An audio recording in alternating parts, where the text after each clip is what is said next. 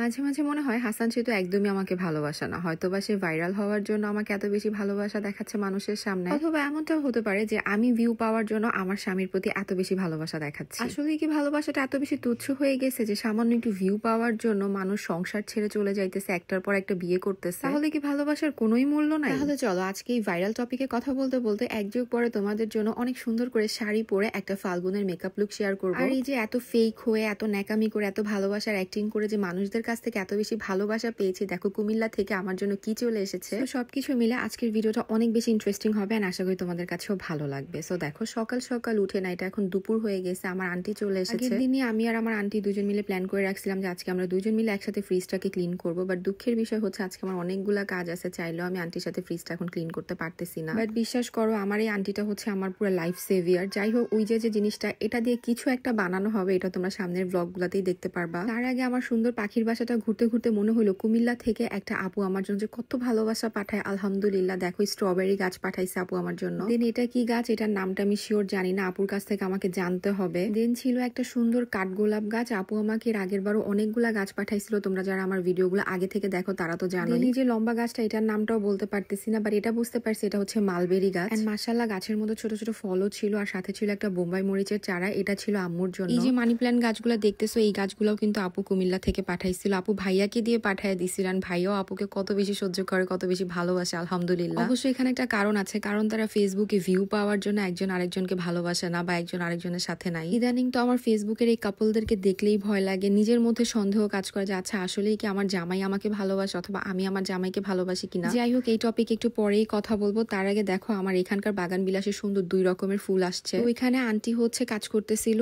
আর আমি চলে আসলাম তোমাদের সাথে অনেক সুন্দর একটা ফাল্গুনের মেকআপ লুক শেয়ার করার জন্য। অনেক দিন থেকেই মনটা চাচ্ছিল ফাল্গুনের জন্য একটা সুন্দর করে শাড়ি পরি। দেখো এই শাড়িটা অনেক বেশি সুন্দর না? বাটিকের শাড়িগুলো সবসময় আমার অনেক বেশি পছন্দের তালিকায় থাকে। তার উপর যেহেতু আমার এখন এরকম কমফোর্টেবল জামা কাপড়ই পরতে অনেক বেশি ভালো লাগে, দেখো চটপট করে শাড়ি পরে চলে আসলাম তোমাদের সামনে। অনেকেই বলবে শাড়ির সাথে ব্লাউজটা ম্যাচ করে নাই, বাট কোনো ব্যাপার না, আমার কাছে মনে হইতেছিল এই ব্লাউজটাই ঢিলা ঢালা লাগতেছে, এটা পরে আমার সব থেকে আরাম লাগতেছিল। তো ক্যামেরার সামনে জামাইয়ের সাথে যদি একটু ভালোবাসা না দেখাই তাহলে তো ভিউ আসবে না, তাই না? তাই জামাইকে বললাম যে আমার সেফটি পিনটা একটু আটকায় দাও তো। যাই হোক, আমার জামাই কিন্তু আমাকে কমপ্লিমেন্ট দিয়ে দিছে, কারণ তার পছন্দের রং হচ্ছে হলুদ, আর তার পছন্দের মানুষ আজকে হলুদ শাড়ি পরছে, তার মানে তার কাছে অনেক বেশি ভালো লাগতেছে মাশাআল্লাহ। তার আগে একটু চটপট করে বলে ফেলি, আজকের এই সুন্দর শাড়িটা নেওয়া হয়েছে ফেসবুক পেজ আরশ থেকে। ওদের পেজ লিঙ্কটা আমার এই ভিডিওর ক্যাপশনে ট্যাগ করা থাকবে, অবশ্যই তোমরা চেক করে নিও। খুবই অল্প কিছু প্রোডাক্ট দিয়ে আজকের মেকআপ লুকটা করবো, এন্ড আমার কাছে মনে হয় যে ফাল্গুনের মধ্যে এরকম চটপট করে মেকআপ করলেই অনেক বেশি সুন্দর লাগবে। বেশ কিছুদিন ধরে কিছু জিনিস মাথার মধ্যে খুব ঘুরপাক খাচ্ছিল, মন চাচ্ছিল তোমাদের সাথে যদি একটু মন খুলে শেয়ার করতে পারতাম তাহলে হয়তো নিজের কাছে অনেক বেশি ভালো লাগতো। আচ্ছা, তোমরা তো অনেক মানুষই আমার ভিডিও দেখো, তোমরা আমাকে বলো তো ভাইরাল হওয়াটা কি এত বেশি জরুরি হয়ে গেছে ইদানিং মানুষের কাছে? ভাইরাল হওয়ার জন্য একের পর এক বিয়ে করতে হবে, কারো না কারো দায়িত্ব নিতে হবে, শুধুমাত্র নিজের সন্তানদের দোহাই দিতে হবে, বাবা মায়ের দোহাই দিতে হবে। আমার কাছে মনে হয় আপনার মধ্যে যদি ট্যালেন্ট থাকে তাহলে অবশ্যই আপনার প্রতিভার জন্য কোনো কিছু দোহাই নিতে হবে না, একটার পর একটা বিয়ে করতে হবে না, ডিভোর্স দিতে হবে না, কারো হাত ধরে পালিয়ে যেতে হবে না। সব থেকে বড় ব্যাপার হচ্ছে নিজের ব্যক্তিত্বকে এভাবে পাবলিকের সামনে বিলীন করে দিতে হবে না। আমাদের আশেপাশে অনেক ইনফ্লুয়েন্সাররা আছে যারা অনেক সুন্দর করে কাজ করতেছে, যাদেরকে দেখলে আসলেই মনে হয় যে এদের কাছ থেকে ইনফ্লুয়েন্স হওয়ার মতো অনেক কিছু আছে। ইভেন তারা ভাইরাল হওয়ার জন্য একের পর এক বিয়েও করতেছে না, পালায় যাইতেছে না, কোনো কিছুই করতেছে না, কারো দায়িত্ব নিতে যাইতেছে না যে আমি ওকে বিয়ে করতেছি, ওর দায়িত্ব নিতে হবে, ও এতিম। তাই অবশ্য আমার কাছে কি মনে হয় জানেন, যে এই মানুষগুলার এরকম ভাইরাল হওয়ার মানে প্রতিযোগিতা নামায় একটা বড় কারণ হচ্ছে এরা যে সমস্ত ব্র্যান্ডের থেকে কাজ পায় তারা নিজেরা। কারণ ইদানিং ইনফ্লুয়েন্সাররা কি পরিমাণ নিজেকে নোংরা করবে তার থেকে বেশি নোংরা করতে ব্যস্ত হচ্ছে এদেরকে যে সমস্ত ব্র্যান্ডরা কাজ দেয় তারা। কারণ তাদের কাছে ওইসব ভাইরাল মানুষগুলাই অনেক বেশি ইম্পর্টেন্ট, এদেরকে কাজ দিলেই মনে হয় যে এদের ওই লাইভ বা ভিডিওগুলার ভিউ ভালো হয়। তাই এই প্রতিযোগিতায় নেমে আমাদের আশেপাশের ইনফ্লুয়েন্সার আপারা নিজের স্বামী সংসার সমস্ত কিছু ছেড়ে দিতেছে, কেউ ডিভোর্স দিতেছে, কেউ আরেকজনের সাথে পালিয়ে যাচ্ছে, অথবা কেউ গাদা গাদা বিয়ে করতেছে, কারণ তারা নাকি সিঙ্গেল থাকতে পারে না, কারণ বিয়ে করলেই তো ভাইরাল হওয়া যায়, তাই না? এরপর 1-2 মাসে নতুন জামাইয়ের সাথে মাখো মাখো ভালোবাসা চলবে, এই মাখো মাখো ভালোবাসা দিয়ে ব্র্যান্ড প্রমোটারদের লাইফ চলবে। আবার যখন এই ভালোবাসা শেষ হয়ে যাবে তখনই ব্র্যান্ড প্রমোটাররাই সিম্পিতি দেখায় আবার নতুন করে তাদের বিজনেস পলিসি শুরু করে। এখানে আসলে দোষটা যে কাদেরকে দিবে এটাই বুঝতে পারতেছি না। আমার কাছে মনে হয় এখানে সব থেকে বড় দোষী হচ্ছে আমরা, যে আমরা আমাদের রাতের ঘুম হারাম করে এই সমস্ত নাটকগুলা দেখি, আর এই ধরনের মানুষগুলা যা চায় পপুলারিটি, আমরা সেই পপুলারিটি গুলা তাদেরকে দিয়ে থাকি। আমার কথা হচ্ছে লাইফটা আপনার একার, ডিসিশন গুলো আপনার, আপনার যা ইচ্ছা আপনি তাই করতে পারেন, আপনার পেজ আপনার ইচ্ছা। বাট আপনারা যেহেতু নিজেদেরকে পাবলিক ফিগার বা মানুষের বা মেয়েদের আইডল হিসেবে দাবি করে থাকেন, তাহলে আপনাদের কাছে এটা আমার হাম্বল রিকোয়েস্ট যে এমন কোনো কাজ করবেন না যে আপনারা যেহেতু মানুষকে ইন্সপায়ার করে থাকেন তাহলে মানুষকে ইন্সপায়ার করবে এরকম বাজে অ্যাক্টিভিটিস গুলো পাবলিকলি শো করবেন না। একটাবার চিন্তা করেন তো আপনাদেরকে দেখে পাবলিক আসলে কি শিখবে, যে অনেকগুলো বিয়ে করতে হবে, ভাইরাল হইতে হবে, অথবা কারো হাত ধরে পালিয়ে যেতে হবে নিজের সুন্দর সাজানো গোছানো সংসার ছেড়ে। মেইন কথা হচ্ছে আমরা এই মানুষগুলোকে এত বেশি অ্যাটেনশন দিয়ে ফেলেছি, এদের কাছে মনে হয় এটাই সহজ উপায়। যখন একটু ভিউ ডাউন হবে তখনই এমন কিছু অ্যাক্টিভিটিস করতে হবে যাতে করে ভিউটা আবার রেইজ করে। তাতে নিজের পার্সোনাল লাইফ আর পার্সোনাল না থাকুক, যা ইচ্ছা মানুষ তাই বলুক। আর অবশ্য আমার কাছে মনে হয় এদের লাইফ আর পার্সোনাল নাই। জায়গা বাদ দাও, অনেকগুলা মনের কথা তোমাদের সাথে শেয়ার করতে পেরে আসলে এখন নিজের কাছে অনেক বেশি হালকা মনে হচ্ছে। যখনই ফেসবুকে এগুলা দেখি অনেক বেশি রাগ লাগে। রাগ লাগার পাশাপাশি মনে হয় কি আসলে ভিউটাই কি দুনিয়ার সবকিছু? এমন ভিউ কামায় আসলে লাভ কি যেখানে মানুষ 10টা গালি দিবে আপনাকে? যাক, আল্লাহ আপনাদের সবাইকে হেদায়েত দান করুক আর আমাদেরও ধৈর্য দান করুক আপনাদের এইসব নাটক দেখার মতো। দেখো, মনের কথা বলতে বলতে সাজুগুজু কিন্তু হয়ে গেছে। সাজটা কেমন হয়েছে অবশ্যই আমাকে কমেন্ট করে জানাবা। এন্ড তোমাদের কোনো প্রকার কোয়েরিজ থাকলে সেটাও কমেন্ট করো, আমি চেষ্টা করবো অ্যান্সার দেওয়ার। লাস্ট দিন পিকচার পোস্ট করার পরে এই কানের দুলটা নিয়ে যে তোমরা এত কথা জিজ্ঞাসা করছো যে দুলটা কোথা থেকে নেওয়া, এই দুলটা আমার আরো 5 থেকে 7 বছর আগে নেওয়া ছিল। বলতে পারো এই দুলটা আমার অনেক বেশি পছন্দের একটা দুল। অনলাইনেরই কোনো একটা পেজ থেকে নিছিলাম, বাট 5 থেকে 7 বছর আগে যেহেতু নেওয়া, এখন আসলে এটা মনেও নাই যে কোন পেজ থেকে নিছিলাম। শাড়ির সাথে দুল, মেকআপ সবকিছু কেমন হয়েছে অবশ্যই জানাবা। শাড়িটাও অনেক বেশি সফট এন্ড পরেও অনেক বেশি আরাম লাগতেছিল। হাতের চুড়িগুলোও অনেক বেশি মানাচ্ছিল আজকের এই শাড়িটার সাথে। হ্যাঁ, খোপা করে চুলে একটু ফুল দিলে ব্যাপারটা পুরো ফাল্গুন ফাল্গুন লাগতো, বাট আমার হাতে এত বেশি সময় ছিল না। চুলের যে অবস্থা হয়েছে, এই অবস্থার মধ্যে আমার একদমই ইচ্ছা করতেছিল না খোপা করে চুলে একটা ফুল পরতে। শেষ সময় তোমরা কিন্তু চাইলে ফাল্গুনের জন্য এই শাড়িটা পিক করতে পারো। নট অনলি ফাল্গুন, এই শাড়িটা তোমরা যে কোনো ওকেশন বা রেগুলার পরার জন্য কিনতে পারবা। সাজুগুজু করতে, ভিডিও করতে, ছবি তুলতে সবকিছু ভালো লাগার পরও যখন এসে ঘরের এই অবস্থা দেখি তখন ঠিক নিজেকে এরকমই পাগল পাগল মনে হয়। পাগল পাগল মনে হোক আর যাই মনে হোক না কেন, ঘরের এই অবস্থা দেখলে তখন মনে হয় যে না, এবারে আমি ঠিকই একটু পালায়া যাই, যাতে করে আমার ভিডিওরও একটু ভিউ হবে আর হাসান সেতু একটু টাইট হবে, যে আমি না থাকলে এগুলো সব তাকে গুছাইতে হবে। জায়গা বাদ দাও, অনেক বেশি মজা করে ফেলছি আজকে আমি। সমস্ত ঘরটা সুন্দর চটপট করে গুছিয়ে ফ্রেশ হয়ে বসে পড়লাম খাওয়া দাওয়া করার জন্য। বেশ কয়েকটা ভিডিও শুট করছি, এখন অনেক বেশি টায়ার্ড লাগতেছে। হাসান সেতুকে বললাম তুমি আমাকে একটু প্লিজ খাওয়া দাও। খাওয়াটা শেষ করে 2টা মিনিট বসতে পারিনি আজকে। বলতে পারো পুরো প্রত্যেকটা কাজ ব্যাক টু ব্যাক হয়েছে। রেডি হয়ে চলে যাব এখন হসপিটাল। আজকে আমার ডক্টরের অ্যাপয়েন্টমেন্ট ছিল। এখানে এসে হাসান সেতু দেখতেছে যেখানে লেখা ছিল আপনার মূল্যবান সম্পদ নিজের দায়িত্বে রাখুন। সেও তার নিজের মূল্যবান সম্পদকে নিজের দায়িত্বেই রেখেছেন, আলহামদুলিল্লাহ। ভিউ এর আশায় বা ফেসবুকে অনেক বড় কিছু করতে হবে, ভালো কিছু করতে হবে, এই কারণে নিজের জামাইয়ের সাথে অন্য কারো কোনো কিছু মিলানো, এটা তো আমি কোনোদিন চিন্তাও করতে পারি না। কারণ আমার জামাই আমাকে ছাড়া অন্য কারো দিকে তাকাইলেও আমার অনেক বেশি রাগ লাগে। মিথ্যার এই যুগে হয়তো এটাই প্রকৃত ভালোবাসা। যাই হোক, তোমরা দোয়া করো আমাদের জন্য, আমরা যাতে সবসময় আমাদের পরিবারের মানুষদেরকে নিয়ে ভালো থাকতে পারি। আলহামদুলিল্লাহ, তোমাদের ভালোবাসার কথা আর কি বলবো। পিৎজা বার্গে গেছিলাম এন্ড সেখান থেকে আমাদেরকে হ্যাপি অ্যানিভার্সারি উইশ করা হয়েছিল, কারণ অ্যানিভার্সারির পর আর ওদের ওখানে যাওয়া হয় নাই। তাই দ্যাটস অল ফর টুডে। দেখা হচ্ছে সামনের ভিডিওতে। আজকের মতো আল্লাহ হাফেজ।